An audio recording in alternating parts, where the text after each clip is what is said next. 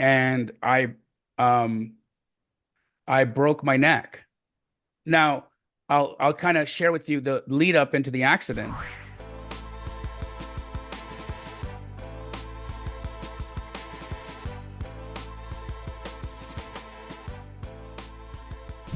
I was I had gotten into real estate in Wow. Canada prior to that, just a few years prior to that, and I actually was getting pretty successful. I started to do pretty well, and I was like catching a stride. I'm like, okay, I kind of got things Making going it. here, and I started making money, and I'm young, and now people want to be around me, and I've got a little bit of juice behind me, and I'm feeling good, and I'm starting to say, okay, well, this makes a little bit more sense for me.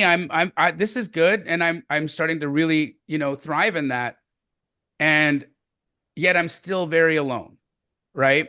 I'm still don't feel connection with anybody in reality. I still feel very, very disconnected. I still feel very different. Hmm. And so I just wanted to kind of give you an understanding of like my mindset at the time of the accident. I go to show a property that I was renting, obviously to a stranger. And the she after we see it, she says, I'll think about it and thank you. And we leave. I get into my vehicle and I start driving, and 30 feet from where we are, I actually run a yellow that turns into a red. So I essentially run a red light, right? Because I and a vehicle was traveling down a hill, but was timing the light. So he saw that he was going to get the green and never started slowing down. So he was going full speed, Oh, wow. and he hit my car, and he split the car in two. It was that, and I slam into a bridge, Wow. and so the next thing I'm aware of is that I'm aware, but I'm not in me. So you're I having, see I see me. Yeah, I see me in the car, and I see the girl that I just showed the property to at the scene freaking out because she was like the first person there is like 30 feet from the property, right? And she's losing her mind, and I'm out. I'm done. I'm not there anymore, right? And so she's calling emergency services. She's trying to flag people down. She's really just doing everything she can to frantic. be helpful in the moment. Yeah. And it's so weird because I can see me, and I can smell the smoke from the car, and I can hear the sounds, and I can see the things, but I'm not in a body. I can see my body, but I'm not in it. Yet I have awareness of sense, which is Oh, strange, that is so strange. really strange. And then the next thing I remember, I'm in an ambulance, and I'm back in my body, and I'm saying, my poor mom, my poor mom, my poor mom, my poor mom. And so, whatever happened in between those two things, I think my love for my mother sucked me back in. Mm. And so, get to the hospital. I've broken my neck. I'm paralyzed, and they need to do a fusion on me. And so I go into an emergency spinal surgery, and it was very, very hard. A few weeks later, I start regaining sensation in my feet, and they say I'll make a recovery, but it's going to be tough. And so about a month after my accident, I get my phone, the cell phone that I was using, because I'm in the hospital with a halo on, right? Like I'm not trying to talk to anybody. Mm-hmm. But I finally get my phone, and the last person I talked to was the lady I showed the place to. Hmm. And so I call her, and I just said, "Hey, I don't know if you remember me, but I showed you a property, and I was in an accident." And she just freaks out. She's like, of course I remember you. I was there. I was the one. I was right beside you. I was holding your hand. I was calling the ambulance. I was with you. I thought you died. You died. You died. And I said, I didn't die. And I'm so grateful that you were there to help me because you're the reason I'm not dead. And so thank you. And, that was amazing. And the girl I was dating, who actually ended up becoming my wife, I actually had met her a couple of weeks prior to that accident. And it was a real, like, we were inseparable for those Mm. few weeks when we first met. And then I disappeared from her. I disappear one day. Oh, that's And right. so, and so she goes driving by my house and she sees all the lights are on in my house, but there's no movement. And it's like it's been a couple of days now, and the same lights are on, but there's no car, there's no activity. And so we have a website here in Calgary. It's called City Beat, and it's the emergency wire. Like you can go onto the website and you can read all of the different emergency calls that are happening. Whoa. And yeah, and so she goes and reads the call on the day I disappear and goes and reads through the whole log, and she sees the call for my accident, and it said driver dead on scene. And so she thought I was dead as well. Holy crap. That's kind of weird, but It's super weird. It was super weird. And I don't know why they reported it like that because I yeah. hadn't I know that they were still working on me and I don't know like how that all happened, but with Natalie, she had thought I had passed. The other lady had thought I had passed. I obviously hadn't passed. I had seen myself. And, then begins this crazy road of recovery, right? So I have to relearn how to walk again, um, which was super painful. The financial crisis is around the corner. And so I end up, losing all of the money that I had made up until that point. And I'm back in like the low point. And, you know, I didn't deal well with it. I had, all of these feelings and again, just, you feel connected and you feel like you're a part of something, but then, why do these things happen? Right? Like why do all of these terrible things keep happening? And so at that point, I think I went into depression. I think that was the point where I really went low. I'm in so much pain, and that doesn't help that they're just prescribing opiate painkillers like candy to me. Mhm. And I begin my battle with alcohol and pain medication. And that lasted a little while.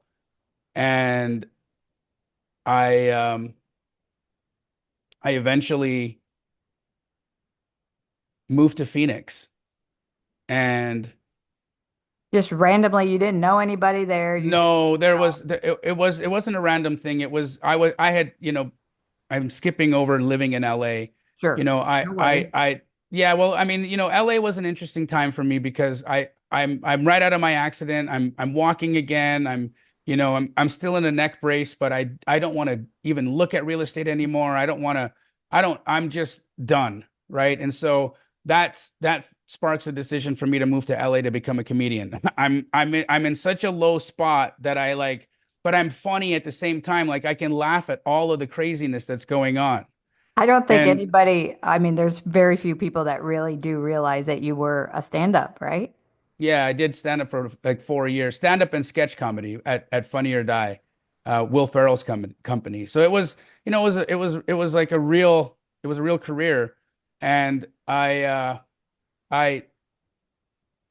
was still having a hard time just financially making it.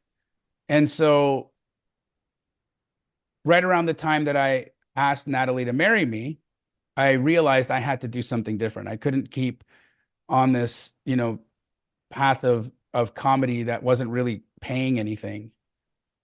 And I returned back to what I know, which was wholesaling, right? That's what I was doing in Okay. Canada. And so I make some calls to some realtors in Phoenix, and I get a couple of deals under contract. And I really don't really know what I'm doing. I'm kind of just taking action, but I had already done it in the past. And so I knew the contracts and I understood assignable contracts and I learned what a title company was because we don't have that in Canada. We do everything through attorneys, but it was the same thing. And so I write an ad on Craigslist for 2 homes that I have under contract, and I end up being able to sell them in like 15 minutes. And I make an $18,000 profit. And I'm sitting there in my apartment in Los Angeles. It's dusty, it's disgusting, it's just like really not nice.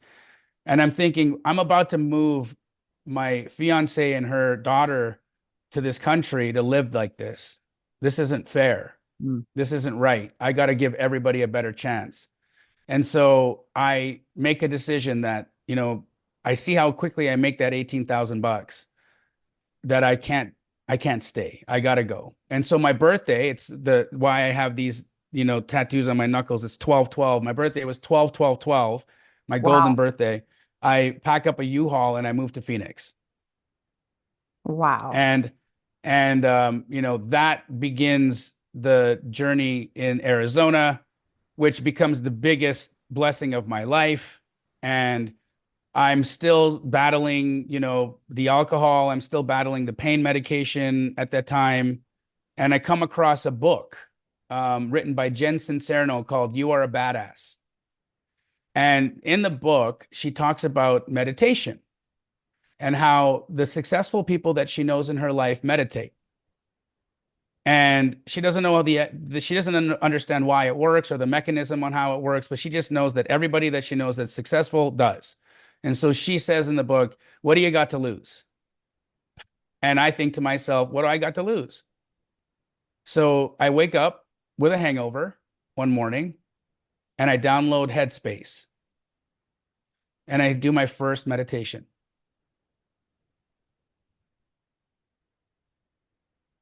Pretty great. Yeah. So, do It you think it changed everything. Within a few months, um, the compulsion to want to drink is gone.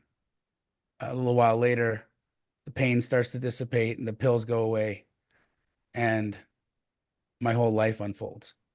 at what point when you are in Arizona, how long were you in Arizona before you did the genie commercials?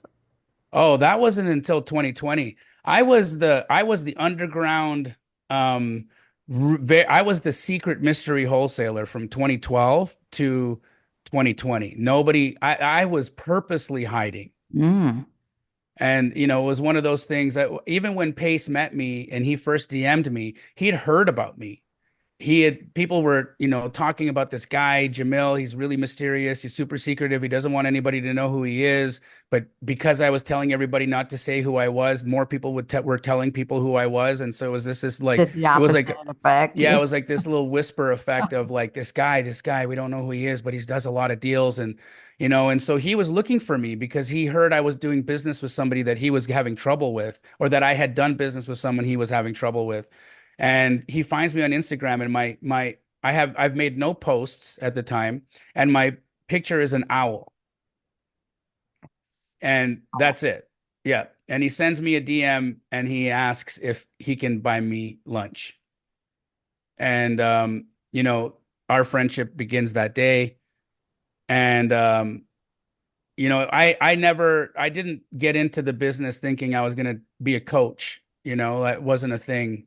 In fact, I set Pace up with his deal to create Sub 2 before I even had mine for Astro. I connected the dots for Pace. I hadn't even done that for myself yet. I Wow. hadn't even made the decision that I wanted to do that. And so, I just had the pieces in my world because they were there. And I saw Pace struggling with trying to do what he was doing because he was so generous with his information and his spirit. He wanted to share with people wholeheartedly the things he was learning. And and I saw the pieces right in front of me. It's like when you can connect the dots on something, you're just like, yeah, here. And so that's what it was. And that's the relationship he's telling everybody about when we're on stage at Owners Club. He's like, you guys don't understand. Jamil had within his world the ability to put me with this guy, which then made this. And that's why he's like, that's why this guy is with me all to this day, because like that's what happened. That's how it went down. And, I had still not made the decision to do astro flipping yet, but I was, COVID happened. I was bored and I didn't have really anything else to do. So I started posting on my Instagram. I was already successful. I was already rich. I already had all the things I wanted, but I was bored. And so I just, Those things were freaking amazing. I almost joined like within weeks of seeing your commercials, infomercials, whatever you want to call them, to then joining Pace's program after I joined a women's group out of Texas. But anyway, I was like, this guy is freaking funny. He's hilarious. Look at him. Look at him out here in the wilderness, yeah, in the desert, just hopping out in his genie outfit. I was like, I love this guy. it's a lot of fun. And I really do enjoy the the entertainment part of what we do because it's, the reality is it's not all fun what we do, right? And if you can't laugh about it and if you can't make yourself enjoy it in some way, and if you can't make light of the things, then what's the point, right? 100%. So you've mentioned so many things throughout your traumas and trials and growing in your day-to-day person as you are now. Did you realize all these synchronicities as you were going, or do you reflect on it now, realizing, holy cow, these were put in place for a reason, and I am here because of all of these things that led up to this point? I mean, you had a near-death experience. You technically died and saw your body, you were hovering. What was crazy about what you said is the whole part about you being able to smell the smoke as you were not in body, which is crazy. Really weird, right? Like Really that's weird. just, and that's one of those distinctions that I have. Like I'm just like, I can remember the smell. I Yeah. can remember the smell and I can remember the sound of her, and so like that was, and I can remember what I looked like. But yeah. But yeah, so I mean, your birth date, 12/12/12, that whole, Yeah, birthday. you don't see the way the roads connect until you're at 10,000, 20,000 feet.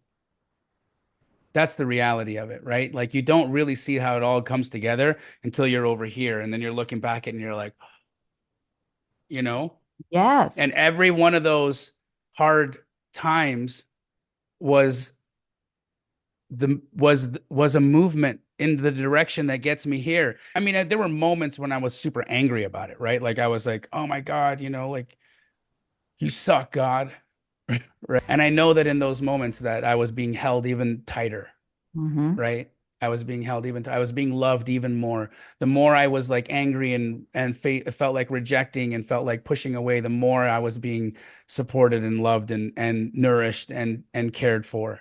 I just wasn't letting myself feel it and I wasn't letting myself see it. But now when I look back at it and I see all the pain, now I see love there. I think too that we were born and then we were raised by our parents and religions and generational whatever traumas and thought processes, and then religion turning it into you are separate from God, or you are separate from whatever entity that you believe in, that you know that is a hard lesson for us to learn later on as we are awakening, that we are all one with God, with spirit.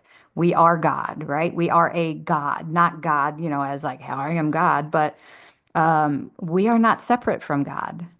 And so I think that's a hard lesson that everybody has to learn eventually, but to realize that we are a God, with God, and that we have the ability to grow, and all these things that you went through, all the things that I went through.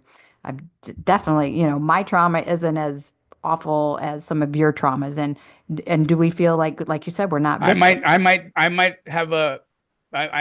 have a differing opinion, Sure, absolutely. because I could probably look at some of the things that you've been through and been like, oh no, that wouldn't have, Mhm. I couldn't have done that. Mhm. Do you have kids? I have five.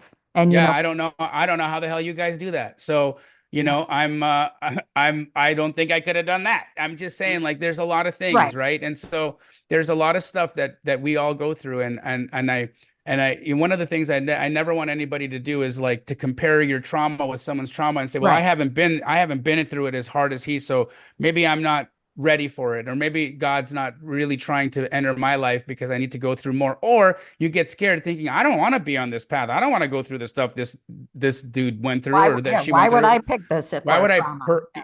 why would I purposely put myself into the fire, you know? But then we realize it's to help others. It's to grow and to learn and to help others through theirs, whether good, bad, lesser, more, however it looks. We realize that we are here to help others through theirs as well and be that light. And that's definitely something that you have really opened me up to what you are doing at Owners Retreat in Scottsdale.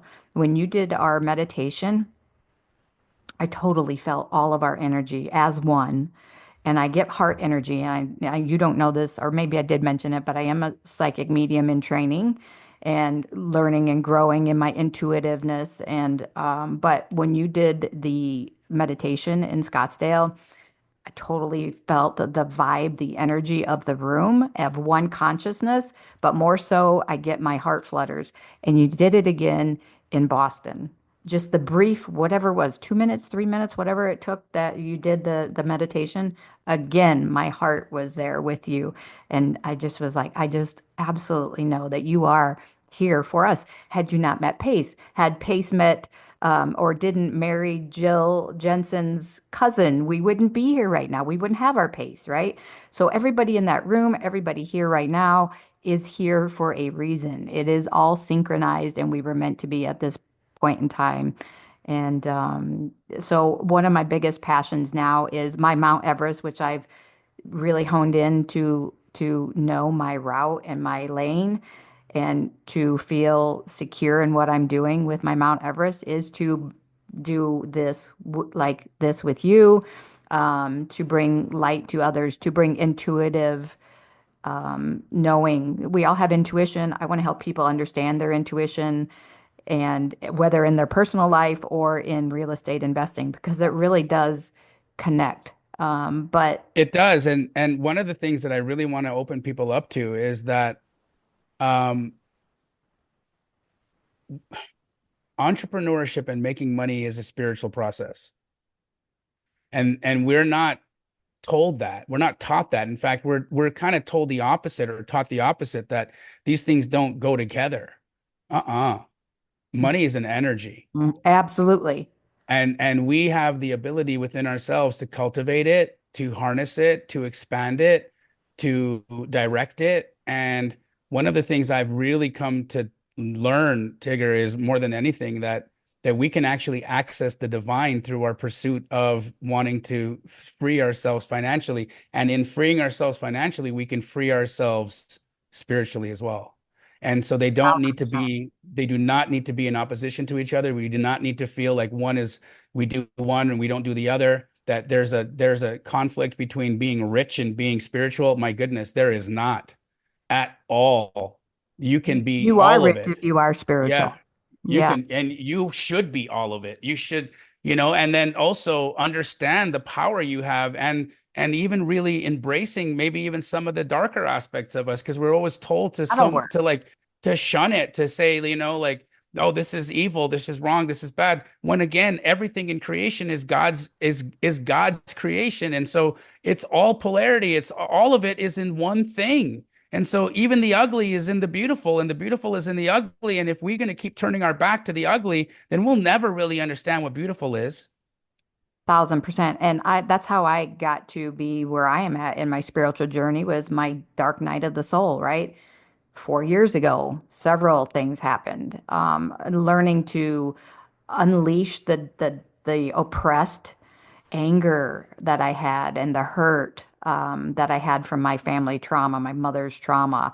My ex-husband, I basically married my ex-husband. That was my mother, right? So all these things you learn to suppress and what's held you back all these years. And that's one of the things that I'm here to try to help people understand is they don't have to be those things. And if they listen to their intuition like I would have, you know, 25, 30 years ago, I knew the first 6 months that I was married to my ex-husband, I shouldn't be married to him, but I stayed because damn it, I was going to be different than my mother and all the things, right?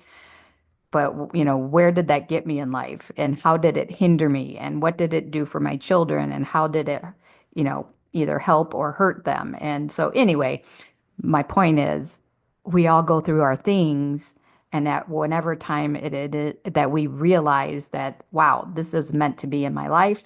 I'm here to help shine my light, just like you. And seriously, love and appreciate you and all that you have shared with me, and is to why I'm here today to bring you on the show. And I'm so grateful that you're here and all the work that you do. And I'd love to work with you on the woo-woo side and then, of course, on real estate side as well. Well, the But woo-woo stuff is so much more interesting to me. it, The real estate comes as a byproduct of it, to be Mhm. totally frank. Um, I'm good at the things I'm good at in real estate, and I can't deny that. And I love teaching it. But I'll tell you what, I'm gonna admit this, and I admit it to everybody who comes into my community that I am running a bait and switch, a massive bait and switch out there. I am tricking people into thinking that they're coming into my community to learn about real estate, but when they come in, my actual mission is to transform them.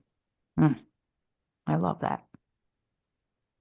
And how can you not believe that by seeing the product of what you have put out there? Look at you. You have a best friend that's Paige freaking Morby. You have our owners club group that look up to you and adore both of you. And I'm not just, I'm not blowing smoke up your hiney here, right? This is legit. I see what you're doing. If, we have some comments here in the side chat, but we only have about 10 more minutes, and I wanted to ask our attendees if they had any questions, if they would, to raise their hand before we go.